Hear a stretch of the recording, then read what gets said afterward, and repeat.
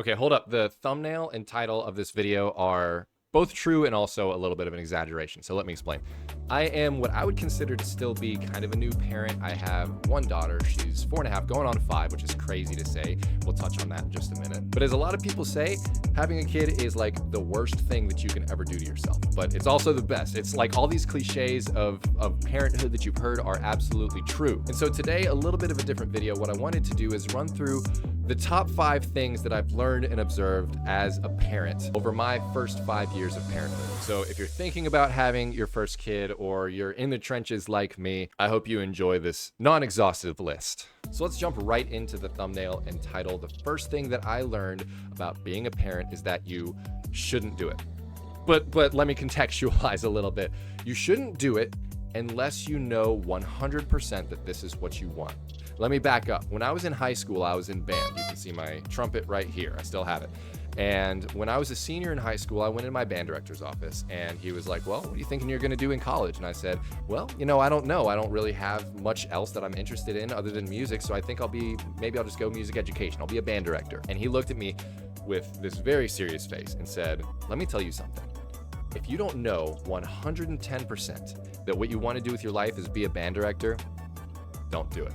Because it comes along with so much more than just the fun parts of like teaching music, playing music, doing marching band, doing pep band, all the fun stuff that the kids remember. The adults have to deal with so much more. So the same can be applied in my eyes to parenthood. If you, within your control and within your agency and planning, can wait until you are absolutely sure that you know you want to be a parent, you want your life to shift in this way, do it.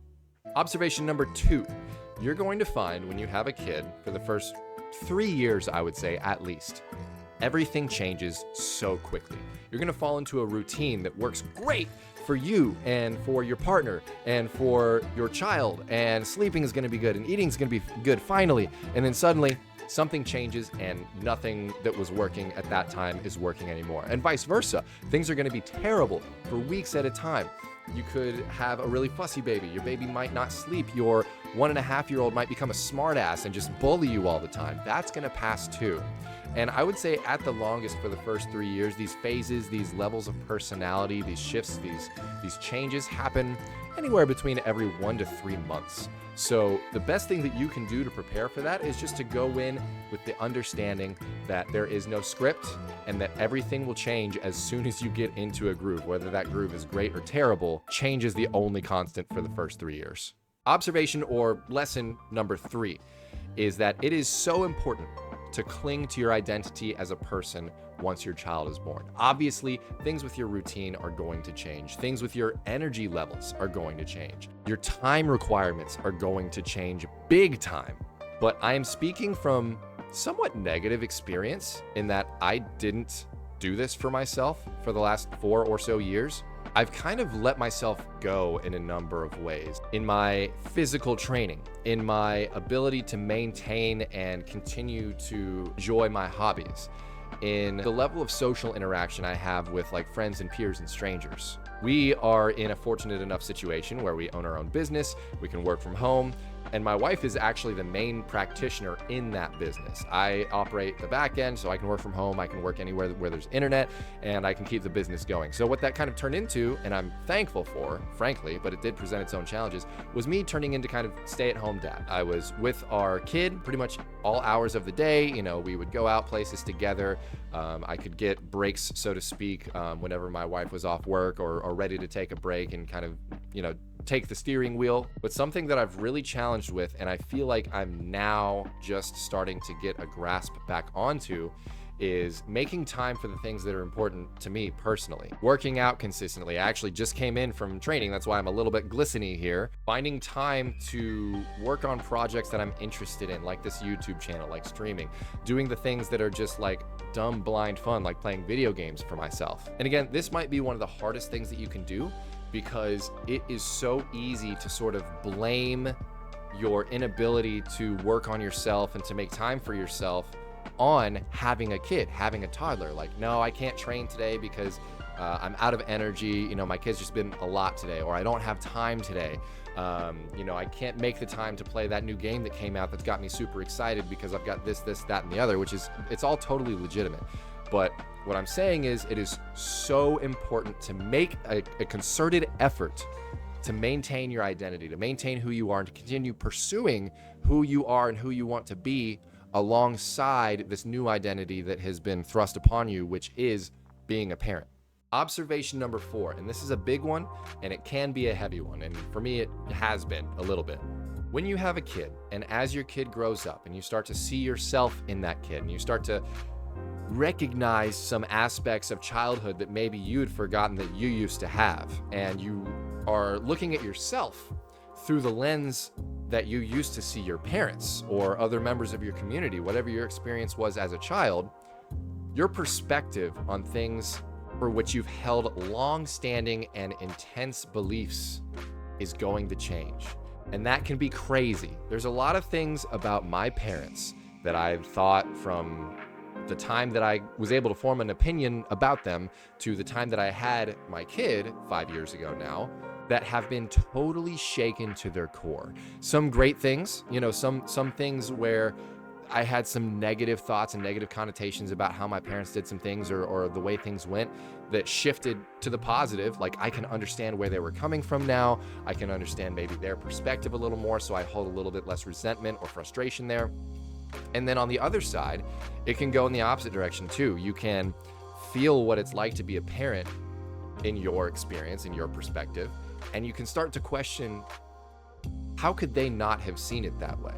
Why did this happen? Why was this experience this certain way when I could not even comprehend acting in that way or making that decision or what it would have been like to go through that season that we as a family when I was a kid went through now as a leader in a family? You may get emotionally, violently protective of keeping your child from experiencing those things in a way that you might not have ever thought possible before you had a kid. And again, that's another cliche, right? You perceive these things differently, like your heart hurts when you just imagine your child hurting, but it's all true. It's all true. At least for me, it has been. So this has really been one of the biggest ones for me, is that my perspective of my own history, of my own immediate family prior to my current family changes in a lot of different ways. And it can be healing in some ways, and in other ways, it can be quite painful. Finally, observation number 5 for me is that time has become a little bit more cruel and painful since having a kid. From age 1 to, how old was I when I had our kid? 26, 27. From 1 to 26 and 27, time was kind of linear. It went in the same way. Time speeds up a little bit as you get older, but it was nothing crazy. From the day that I had our first child to now, it's been a blink. And there's aspects of that that are kind of nice in that, we make it through those tough phases quickly, like I mentioned in that earlier point. But it's also it feels purposefully mean, because you get really attached to your kid, this version of your kid. Let's call it, when my kid was 2, she was this certain version of herself. And you get to know her, and you love her, and you're having fun with her every single day, and she's learning these new things and picking up these new skills, and it's so, it's a thrill to watch. And then suddenly, 2 months later, that version's gone. And you still have her. She's still here. She's still your daughter, and she's the same person. She has the memories from, those 3 months ago, but she's so different. She's a different person. She's a different personality. She has different abilities and capabilities. She has new frustrations she didn't have before. She's saying her R's correctly now, when before you recognized it might be a problem, but it was also really cute. Maybe you're cleaning the bedroom or the playroom or something, and you pick up one of those dumb in plastic toys with 80 buttons on it, and you accidentally hit one of the buttons, and it plays that song that she just kept playing over and over and over and over again that you wished would just fucking stop, but it never would. And now you're hearing it and you're sad because she's not interested in that toy anymore. It's this constantly growing in scale and intensity nostalgia, this growing painful nostalgia that stacks upon itself over and over again. It's I miss the 1-year-old version of my daughter. I miss the 2-year-old version. I miss the 3-year-old version. She's about to turn 5, and so the chapter of this 4-year-old version of her is gone. So not only does time move more quickly when you have a kid, it also feels thicker and a little sharper as you move through it. Because every once in a while, you're going to find these moments where, oh, this isn't like that anymore. I miss that. You can't get it back. Here's a lesson learned from all of this. Here's the positive. take that feeling. For me, it's the last 4.5 years of versions of my daughter that don't exist anymore to a degree, and understanding that this 4.5-year-old version of my daughter is here for a specific amount of time. So I need to dig in, focus up, be present, and enjoy it to the fullest, so that when I get to age 6 version of my daughter, I can look back and not think, dang, I wish I had had more time with 4.5-year-old her, but think, thank goodness that I spent the time with her like I did, and appreciated this entire moment a little bit more than I would had I not been cognizant of this phenomenon. So all in all, in my experience so far, almost 5 years of being a parent, I really do wish I had known these things coming in, because I feel like I could have approached some things a little bit more differently. I could have been a little bit more ready to deal with some of the emotional stuff that has come up for me as a parent, dealing with past traumas and maybe guilt and concerns about my adequacy as a father. Had I gone in knowing that some of these things were coming, or understanding some of these principles, maybe I could have done better. Maybe not. Again, with the way that time is going now, I'm not going to dwell on it. I'm going to remember those feelings, those moments, and I'm going to understand that the ride of being a parent is this dynamic, unpredictable story that we're writing for ourselves, and it's insane, and it's fun, and it's hard, and it hurts, and it sucks, and it's beautiful. And if you're either planning on having a kid, or you're in the same place I am, maybe a couple years back, you can either relate or take this information and be a little bit more ready when the time comes.